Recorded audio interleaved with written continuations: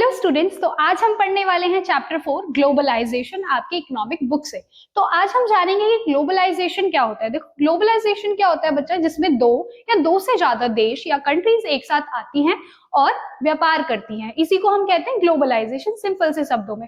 But अगर हम जाने कि ग्लोबलाइजेशन व्यापार तक ही सीमित है, नहीं, इसमें व्यापार तो होता ही है, चीजों का लेन देन, सर्विस का लेन देन तो हो ही रहा है, बट साथ के साथ लोग भी एक जगह से दूसरी जगह माइग्रेट करते हैं, शिफ्ट होते हैं। और जब लोग शिफ्ट होते हैं तो वो अपने साथ विचार भी लेकर जाते हैं, आइडियाज भी लेकर जाते हैं, टेक्नोलॉजी भी लेकर जाते हैं, कैपिटल भी लेकर जाते हैं। तो इसी को कहते हैं ग्लोबलाइजेशन।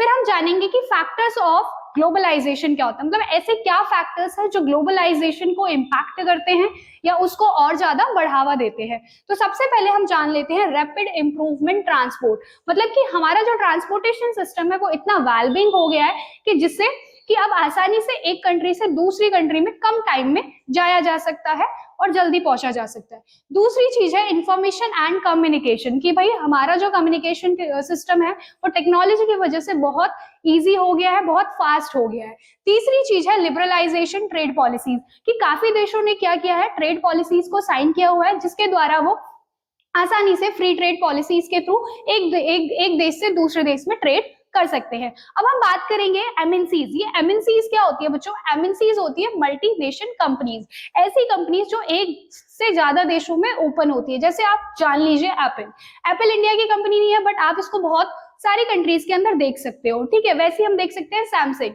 और भी काफी सारे, जैसे मैकडी हो गया, ठीक है, बर्गर किंग हो गया। तो ये सारी क्या है, ये एमएनसीज है जो एक से ज्यादा देशों में ओपन होती हैं, ठीक है।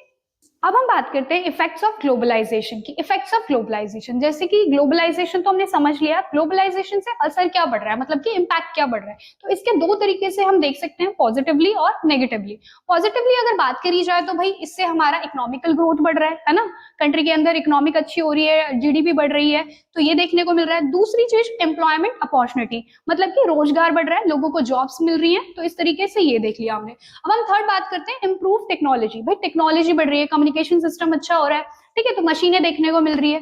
फिर दूसरी बात करते हैं कल्चरल एक्सचेंज की। आज के टाइम पे हम इतने सारे फेस्टिवल्स, इतने सारे कल्चर के बारे में जान पा रहे हैं, किसकी वजह से? ग्लोबलाइजेशन की वजह से।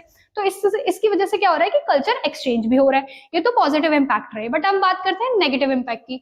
नेगेटिव इंपैक्ट क्या होते हैं बच्चा? Income inequality. देखो, कोई कंट्री जो है बहुत ज्यादा पैसा अर्न करके ले जा रही है, कोई बहुत ज्यादा डिक्लाइन कर जा रही है, तो इसकी वजह से हमें क्या देखने को मिल रहा है? इन इक्वालिटी, कि कोई ज्यादा इनकम गेन कर रहा है, कोई कम, ठीक है। दूसरी बात करते हैं एनवायरमेंटल डैमेज। जितनी भी ज्यादा, देखो, ग्लोबलाइजेशन की वजह से फैक्ट्री, है ना, इंडस्ट्रीज बहुत ज्यादा सेटअप हो रही है, और इन्हीं की वजह से क्या है, जितना भी पोल्यूशन है, केमिकल्स है, वो हमारे एनवायरमेंटल को बहुत ज्यादा डैमेज कर रहे हैं। अब तीसरी बात क्या है भाई? Exploitation of workers. अभी मैंने बोला कि भाई इंडस्ट्रीज खुलेंगी, फैक्ट्रीज खुलेंगी, तो वहां पे काम करने के लिए लोग भी तो चाहिए, वर्कर्स भी तो चाहिए। और वर्कर्स वो क्या रखते हैं? कम वेजेस पर, है ना, उनको कम वेजेस दिया जा रहा है, उनको फैसिलिटीज नहीं दी जा रही है, उनको फंड नहीं दिया जा रहा है, तो इस तरीके से उनके साथ एक्सप्लॉयटेशन हो रहा है। ये तो हमने जान लिया पॉजिटिव इंपैक्ट और नेगेटिव इंपैक्ट। अब हम बात करते हैं डब्ल्यूटीओ की। डब्ल्यूटीओ क्या है भाई? एक इंटरनेशनल ऑर्गेनाइजेशन है। क्या है? International organisation. ऐसी ऑर्गेनाइजेशन जो भाई कंट्रीज को एक साथ लाती है और फ्री ट्रेड के लिए प्रमोट करती है ना, और यहाँ पर वो सारे रूल रेगुलेशन सेट करती है कंट्रीज के लिए कि वो ट्रेड को आगे प्रमोट करे। और ये कब सेटअप हुई थी? 1995 में इसको सेटअप किया गया था, और इसका हेडक्वार्टर 1 मार्क्स में पूछा जा सकता है, हेडक्वार्टर का है इसका स्विट्जरलैंड में है, ठीक है। और ऑब्जेक्टिव्स क्या है इसके? भाई वही अभी मैंने बताया, फ्री एंड फेयर ट्रेड को प्रमोट करती है, सारे रूल रेगुलेशन को सेटअप करती है, और कोई भी अगर डिस्प्यूट है, लड़ाई झगड़ा है ट्रेड के ऊपर, उसको रिजॉल्व करने का काम भी यही करती है, ठीक है।